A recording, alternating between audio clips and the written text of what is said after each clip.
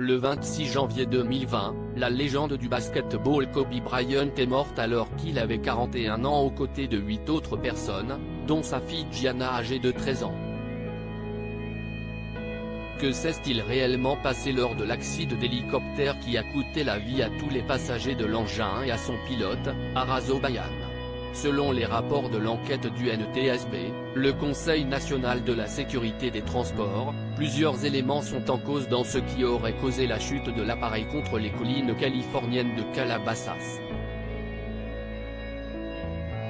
Les conditions de vol. Le matin du 26 janvier 2020, le pilote expérimenté Aras Obayan était prêt à partir pour emmener son célèbre passager et les autres en direction de Camarillo, où ils allaient assister à un match de basketball que la fille de Kobe Bryant ainsi que ses coéquipières Alyssa et Peyton devaient disputer. En plus de Kobe et Gianna Bryant, l'hélicoptère comportait donc aussi l'entraîneur de basket John Altobelli, sa femme Kerry et leur fille Alyssa, Peyton Chester et sa mère Sarah ainsi que l'entraîneuse de basket Christina Moser. À 8h39 heure locale, le pilote Aras Obayan a envoyé un message à toutes les personnes chargées de l'itinéraire de Kobe Bryant pour leur dire que l'hélicoptère était prêt à partir de l'aéroport John Wayne à Orange County. CST ensuite à 9h06 qu'il a décollé avant de s'écraser à 9h45 dans les collines à côté de la ville de Calabasas.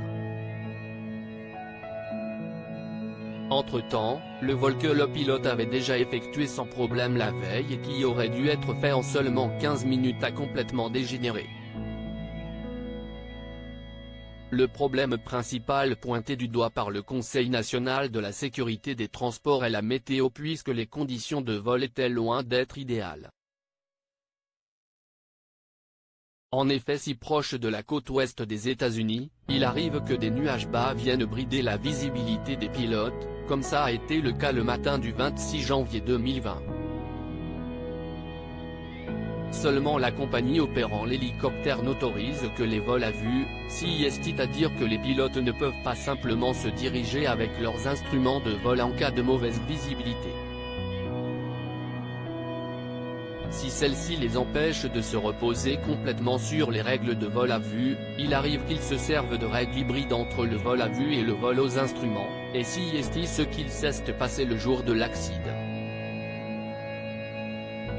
Une vingtaine de minutes après avoir décollé, le Sikorsky S-76, un modèle d'hélicoptère réputé sûr qui a notamment transporté la reine Elisabeth II, a dû être mis en attente car il se trouvait dans un espace aérien occupé.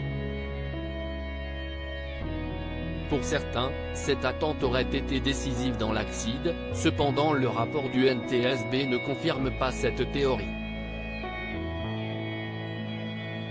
Après reprise du vol, le dernier message du pilote Aras Obayan aux autorités de régulation des espaces aériens a été pour leur indiquer qu'il s'apprêtait à prendre de la hauteur pour passer au-dessus de la couche de nuages qui bloquait sa visibilité.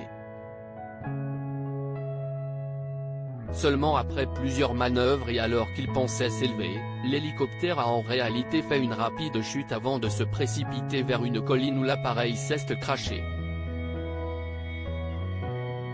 La désorientation spatiale. Une des autres causes pointées du doigt vient d'un phénomène moins concret que la météo puisqu'il s'agit de la désorientation spatiale.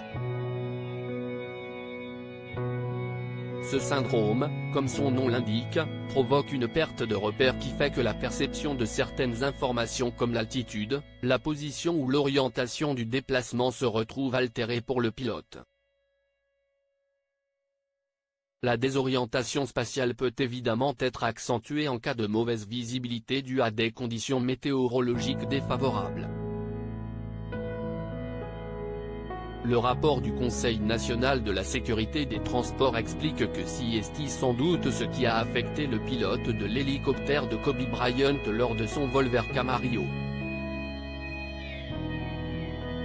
Sans repère visuel et trompé par son corps et son sens de gravité perturbé, Aras Obayan a pu penser qu'il était en train de faire remonter son hélicoptère alors qu'il se dirigeait en réalité à toute vitesse vers le sol.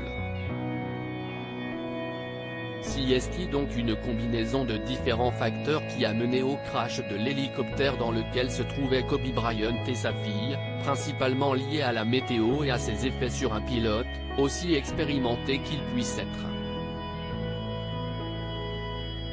Il se peut par ailleurs qu'Arazobayan ait aussi ressenti une certaine pression à transporter une légende du basket-ball et ait ainsi pensé pouvoir affronter les éléments pour l'amener à destination malgré des conditions défavorables.